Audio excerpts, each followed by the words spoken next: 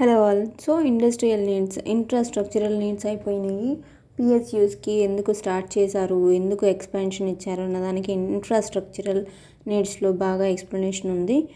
So government sectors అయితేనే చేయగలవు కాబట్టి అంత హెవీ ఇన్వెస్ట్మెంట్ పెట్టి టెక్నాలజీ, మ్యాన్ పవర్ని డెవలప్ చేసి స్కిల్ ఇవ్వటం, ట్రైనింగ్ ఇవ్వటం, మనుషుల హ్యూమన్ రిసోర్సెస్ని మ్యాన్ పవర్ని వాడుకోవడానికి వాళ్ళకి ట్రైనింగ్ ఇవ్వటం. ఎంటర్ప్రెన్యూర్షిప్ ఉండదు కాబట్టి ప్రైవేట్ ఓనర్స్లో. సో ఇది పబ్లిక్ సెక్టర్స్ని చేశారు ఇన్ఫ్రాస్ట్రక్చరల్ నీడ్స్ కోసం. మనకి వ్యవసాయ రంగాన్ని తీసుకున్నా కూడా ఇన్ఫ్రాస్ట్రక్చర్ కావాలి కాబట్టి గవర్నమెంట్ ఆ బాధ్యత తీసుకుంది. సో ఇండస్ట్రియల్ నీడ్స్ ఇవేంటి? India had opted for the industrial sector as its prime moving force as we saw in the earlier pages. So industrial సెక్టర్ని పరిశ్రమ రంగాన్ని ముందుగా డెవలప్ చేయాలని చెప్పేసి ఎన్నుకుంది. Now there were some areas of industries which the government had to invest in due to several compulsive reasons. So industrial పరిశ్రమను develop చేయాలనుకున్నప్పుడు కంపల్సరీగా కొన్ని అర్జెన్సీ రీజన్స్ వల్ల కొంత డబ్బు అనేది కొన్ని ఇండస్ట్రీస్లో కొన్ని ఏరియాస్లో పెట్టాల్సి వచ్చింది, కొంత కాంట్రిబ్యూట్ చేయాల్సి వచ్చింది. అదేంటి? For industrialisation to take place. Industrialisation పరిశ్రమ రంగం అభివృద్ధి చెందడానికి the presence of certain industries is essential. These industries have been called in the country by different names: basic industries, infrastructure industries, core sector. So ఈ industry అనేది develop చేయడానికి కొన్ని అవసరాలు అనేవి ఉన్నాయి. కొన్ని ఇండస్ట్రీస్ అనేవి ఖచ్చితంగా ఉండాలి. అవేంటి? వాటిని బేసిక్ ఇండస్ట్రీస్ అని కానీ, ఇన్ఫ్రాస్ట్రక్చర్ ఇండస్ట్రీస్ కానీ, కోర్ ఇండస్ట్రీస్ కానీ, కోర్ సెక్టర్ అని కానీ అంటారు. సో ఇందాక ఇన్ఫ్రాస్ట్రక్చరల్ నీడ్స్ని ఫుల్ఫిల్ చేయడానికి ఇన్ఫ్రాస్ట్రక్చర్ లేదు, అందుకని గవర్నమెంట్ ఈ బాధ్యత తీసుకోవాలన్నారు. సో ఆ ఇన్ఫ్రాస్ట్రక్చర్ ఎక్కడి నుంచి వస్తాయి? ఇన్ఫ్రాస్ట్రక్చర్ ఇండస్ట్రీస్ నుంచే వస్తుంది. సో వీటిని basic industries, raw material. To the initial group of 6 industries 2013, 2 new industries, natural gas and fertilizers were added. So 2013లో న్యాచురల్ గ్యాస్, ఫెర్టిలైజర్స్ ముందుగా ఉన్న వాటికంటే కూడా యాడ్ చేశారు. 6 ఉంటే ఇంకా 2 యాడ్ చేశారు. So total 8. That combined weight of these 8 industries and new series of index of industrial production is 40.27%. So ఈ 8 ఇండస్ట్రీస్ ఉన్నాయి కదా, వీటి combined weight of 8 industries in new series of index of industrial production is 40.27%. So these industries are, ఈ industries ఏంటంటే refinery products, electricity, steel, coal, crude oil, natural gas, cement and fertilizers. So ఇన్ఫ్రాస్ట్రక్చర్ని develop చేసుకోవడానికి infrastructure industries అనేవి ఉండాలి. So ఈ steel, coal, crude oil, natural gas, cement, fertilisers, refinery products, electricity ఇవన్నీ కూడా ఇన్ఫ్రాస్ట్రక్చర్ని develop చేసుకోవడానికి కావాల్సిన ఇండస్ట్రీస్ అన్నమాట. Similar to the infrastructure sector, these basic industries also require high level of capital, technology, skilled manpower and articulation in entrepreneurship, which was again considered not feasible for the private sector of the time to manage. Even if the private sector supplied goods from the basic industries, they might not be able to sell their products. అదే విషయం ఏంటంటే infrastructural sector లాగే basic industries కూడా చాలా capital కావాలి, చాలా పెట్టుబడి కావాలి, టెక్నాలజీ కావాలి, మ్యాన్ పవర్కి ట్రైనింగ్ ఇవ్వాలి, మనుషులకు ట్రైనింగ్ ఇవ్వాలి, వర్కర్స్కి. అండ్ ఇంకొకటి ఏంటంటే ఎంటర్ప్రెన్యూర్షిప్కి ధైర్యంగా ముందుకు రావాలి, డబ్బు పెట్టడానికి, చేయడానికి. Which was again considered not feasible for the private sector. So private sector వాళ్ళు మళ్ళీ ఇది చేయలేరు, of the time to manage, టైంకి ఇది చేయలేరు. సో సాధ్యం కూడా కాదు వాళ్ళకి చేయడానికి. Even the private sector supplied goods from the basic industries. ఒకవేళ ప్రైవేట్ సెక్టర్ వాళ్ళు బేసిక్ ఇండస్ట్రీస్ పెట్టి గూడ్స్ సప్లై చేసినా కూడా they might not be able to sell their products in the market due to the lower purchasing power of the consumers.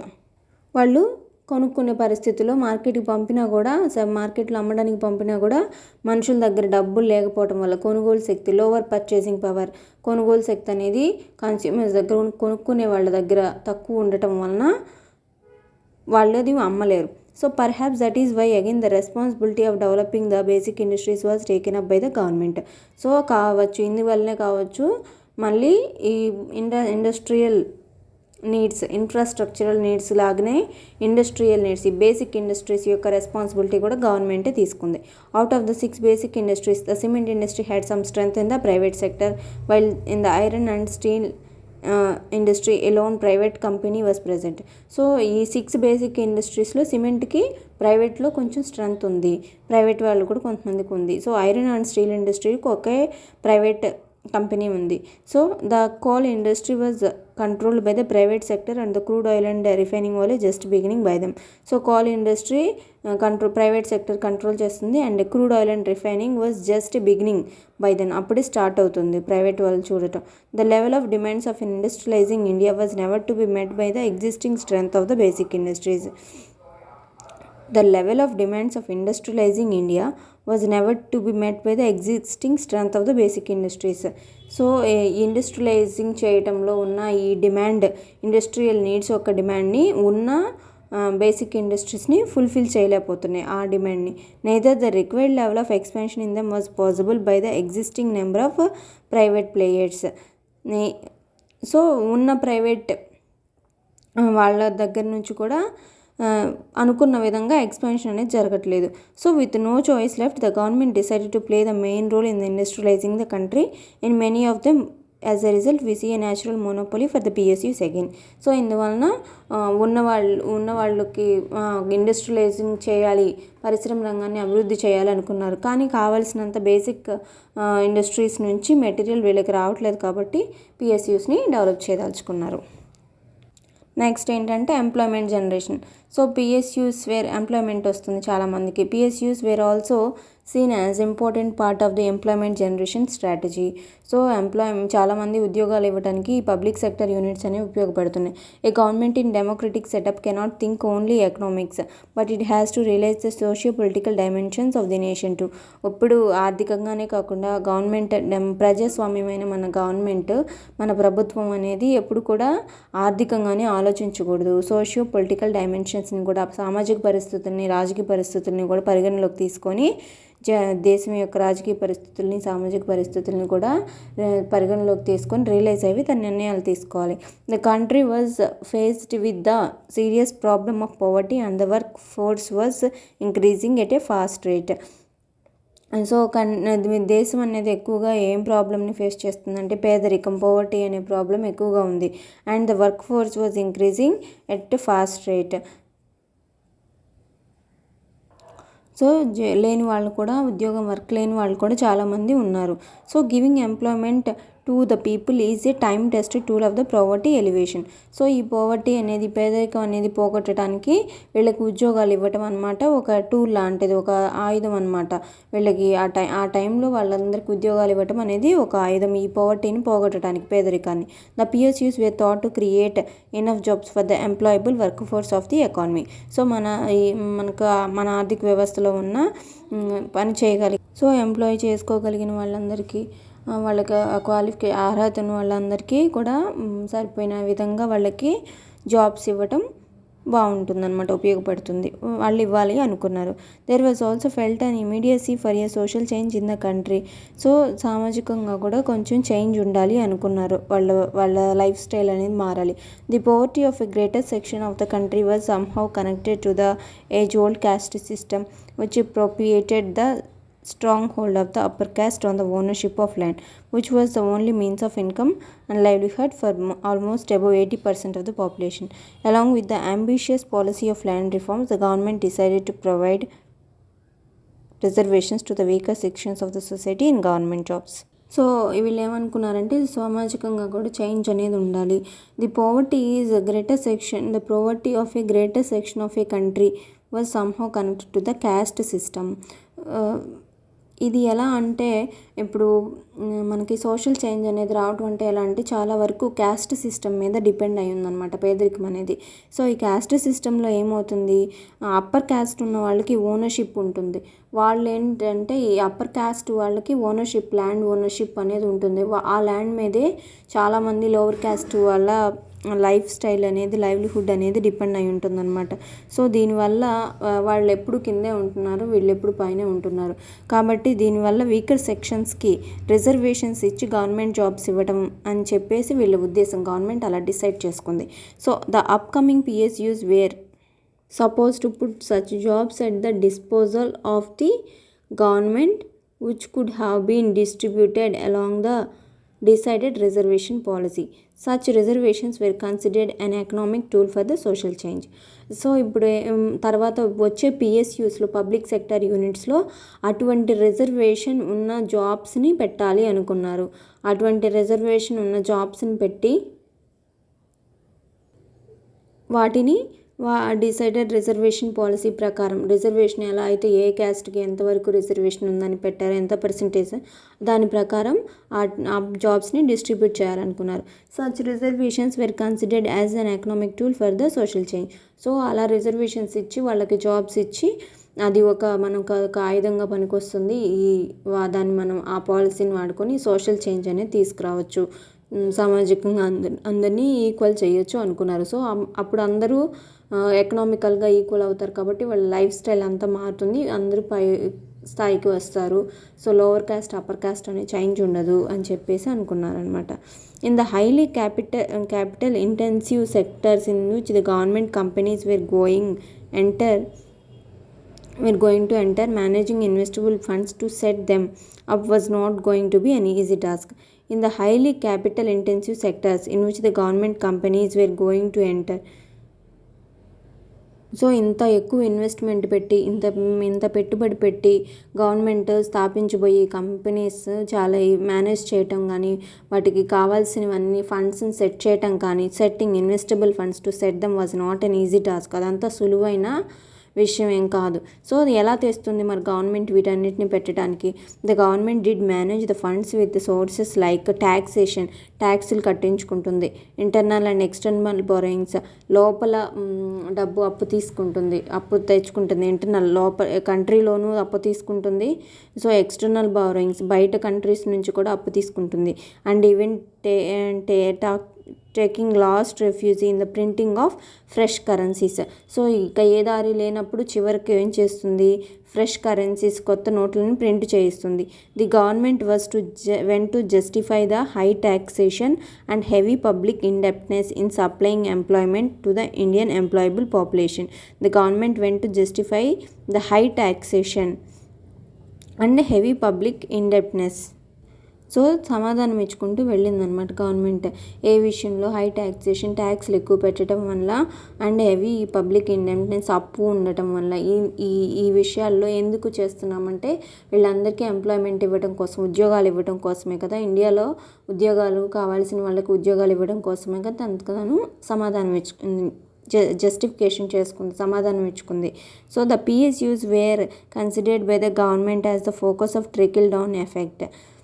So government PSUsని ఎలా consider చేసింది? As the focus of trickle down effect. The government did everything to set up and run the PSUs as the benefits were suppose to percolate to the masses, finally reinforcing growth and development in the country. So government ఏం చేసింది? కావాల్సినవన్నీ setup చేసింది PSUsని run చేయడానికి.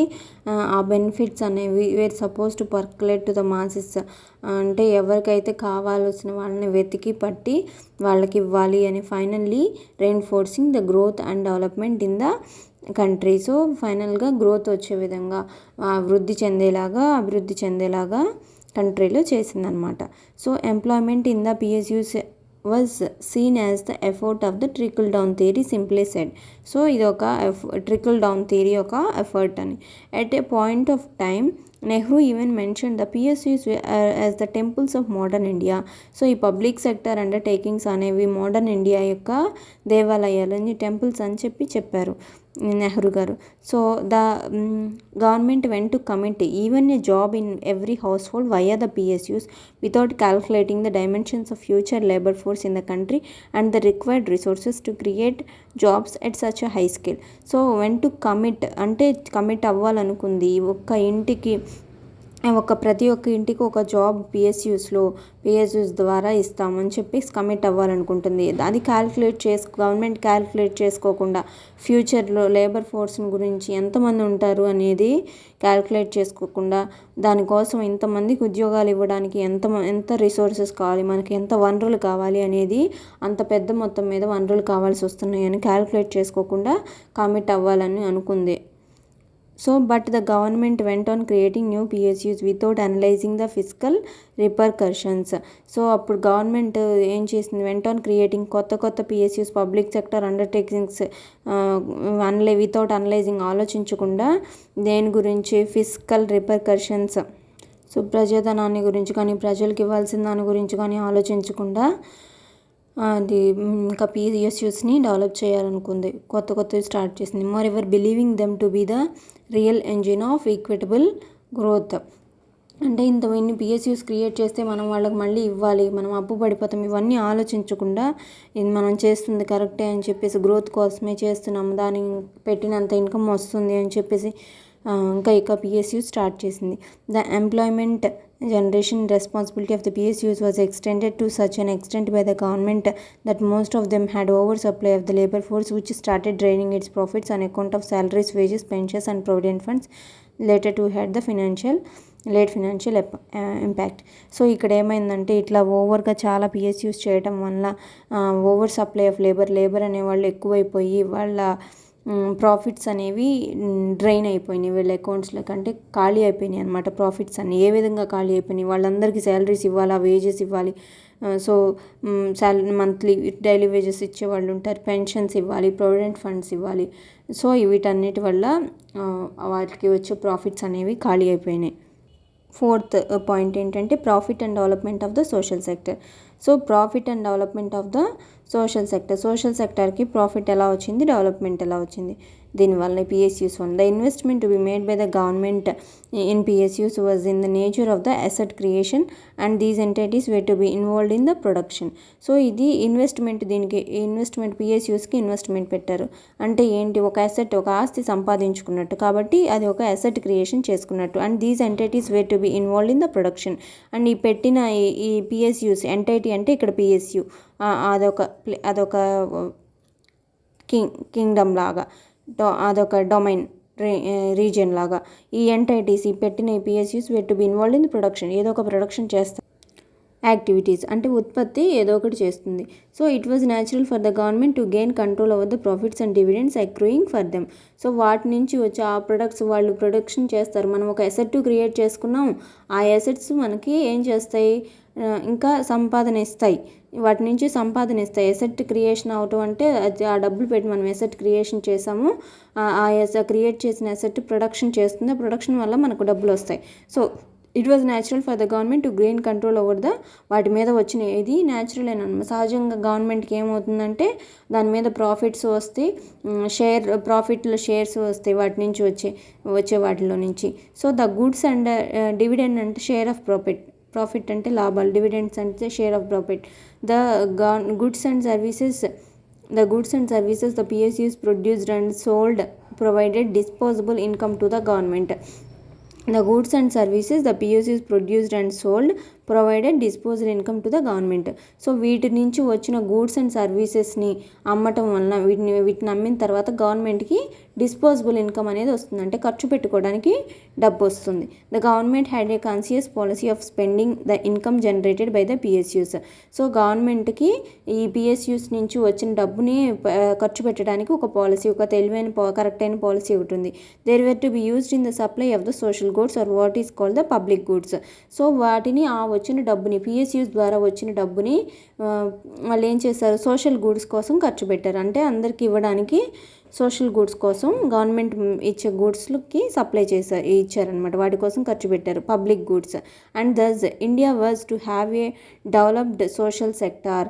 So ఈ విధంగా India సోషల్ సెక్టార్ని develop చేసుకుంది పిఎస్యూస్ ద్వారా వచ్చిన డబ్బుతోటి. By social goods the By social goods, the government meant the universal supply of certain goods and services to the citizens. ఏంటి ఆ సోషల్ పబ్లిక్ గుడ్స్ అంటే ఏంటి? దీస్ ఇంక్లూడెడ్ ఎడ్యుకేషన్, చదువు చెప్పించింది అందరికి, హెల్త్ కేర్ అందరికి, ఆరోగ్యము, న్యూట్రిషన్ పౌష్టిక ఆహారం ఇప్పించింది, డ్రింకింగ్ వాటర్ మంచి తాగునీరు ఇప్పించింది, సోషల్ సెక్యూరిటీ అందరికి భద్రత, సో ఎక్సెట్రా ఇన్ ద ఇండియాలో. It means that the PSUs were also visioned as the revenue generators for the development of the social sector. ఈ విధంగా ఈ పబ్లిక్ సెక్టర్ యూనిట్స్ అనేవి revenue generators for the develop, అంటే social సెక్టార్ని develop చేయడానికి, social సెక్టార్ని అభివృద్ధి చేయడానికి మనకి డబ్బు కూడా సహాయపడిన PSUs. Due to many reasons, the PSUs would not be able to generate as much profit as was required by the healthy development of the social sector. కానీ చాలా రీజన్స్ వల్ల ఈ పబ్లిక్ సెక్టర్ యూనిట్స్ మనం అనుకున్నంత profit, మనకి లాభం, healthy అంత development అభివృద్ధి మనకి రాలేదు. సోషల్ సెక్టర్ని డెవలప్ చేసుకోవడానికి అనుకున్నంత లాభాలు ఇవ్వలేకపోయినాయి PSUs.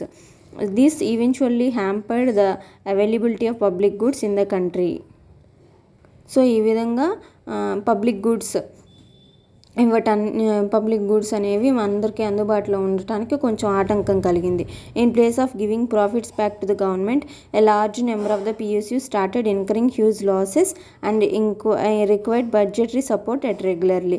సో మనకి సపోర్ట్ ఇవ్వడానికి బదులు ప్రాఫిట్స్లో నుంచి చాలా large number of the PSUs ఏం చేసినాయి, చాలా వాటికి ఏమైందంటే లాసెస్ వచ్చి మనమే బడ్జెట్ సపోర్ట్ ఇవ్వాల్సి వచ్చింది అనమాట. రోజువారీ బడ్జెట్, రన్నింగ్ క్యాపిటల్ ఉండాలి కదా, దానికి బడ్జెటరీ సపోర్ట్ అనేది ఇవ్వాల్సి వచ్చింది. సో ఇంకా వన్ మోర్ పాయింట్ ఉంది, rise of the private sector. చెప్పేద్దాం అది కూడా. సో ఈ వీడియోలో వద్దు, నెక్స్ట్ వీడియోలో చెప్పేద్దాం.